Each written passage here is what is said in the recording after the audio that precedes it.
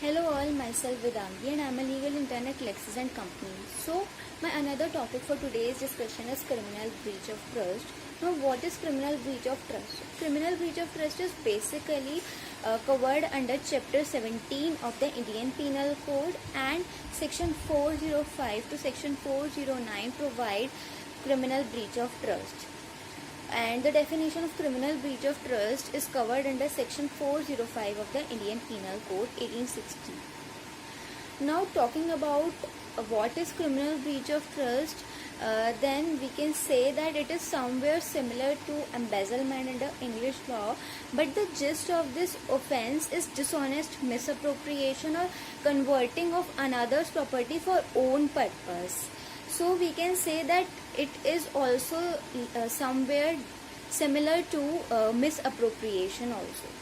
Now, there is a slight difference between misappropriation, dishonest misappropriation, and the criminal breach of trust, that in respect of the criminal breach of trust, the accused is entrusted with the property or with the dominion of control over the property. Now, there are two essential ingredients of criminal breach of trust. First one is the accused must be entrusted with the property, or the accused having entrustment over the property must have obtained dominion over that property in order to convert that property for his own use or disposing of that property in violation of the trust.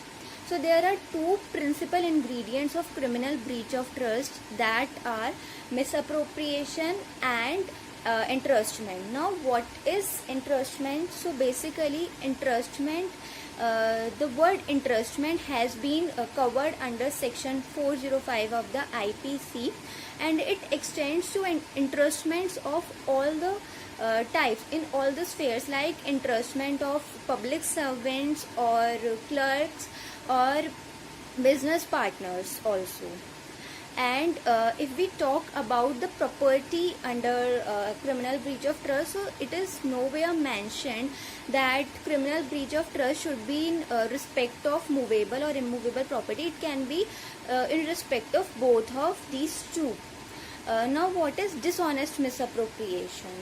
Basically, misappropriation means when a person who has entrustment of that property, he misappropriates or dishonestly converts that property for his own purpose. Only misappropriation is not sufficient to prove criminal breach of trust.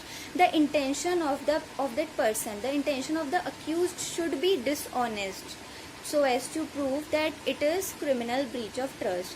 Now, talking about the punishment of criminal breach of trust, so that is mentioned under Section 406, that provides that if any person commits criminal breach of trust, then he shall be imprisoned for a term of 3 years, or with fine, or with both. Now, Section 407 to Section 409 provides for the offense of criminal breach of trust with respect to unique individuals.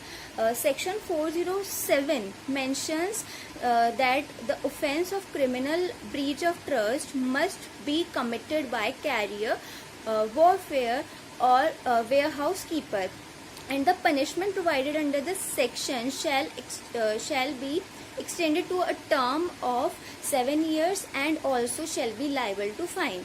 If we talk about Section 408, then under Section 408, the criminal breach of trust shall be committed by clerk and servant, and the punishment provided under this section is the same as the punishment mentioned under Section 407. And Section 409 states that the offense of criminal breach of trust shall be committed by public servant, banker, brokers, attorneys, factors, and the punishment under this section is for a term of 10 years as well as fine. Now, what we have concluded from the entire discussion is that there are certain recommendations and suggestions that are made under 5th Law Commission report, which states that Section 408 shall be made in tune with the Section 381 of the IPC, and also the maximum imprisonment, the maximum punishment of such type of offences shall be extended to a rigorous imprisonment of 14 years. Also, the offence so as to fall under the ambit of the criminal breach of trust, it should fulfill all the essential requirements of section 405 that we have discussed. And the best way to get rid of such type of offences is to educate people regarding these offences, as well as to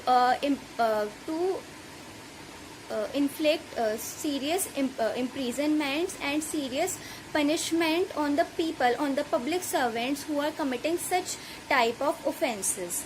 So guys, that's all about my video on about my discussion on the topic, the criminal breach of trust.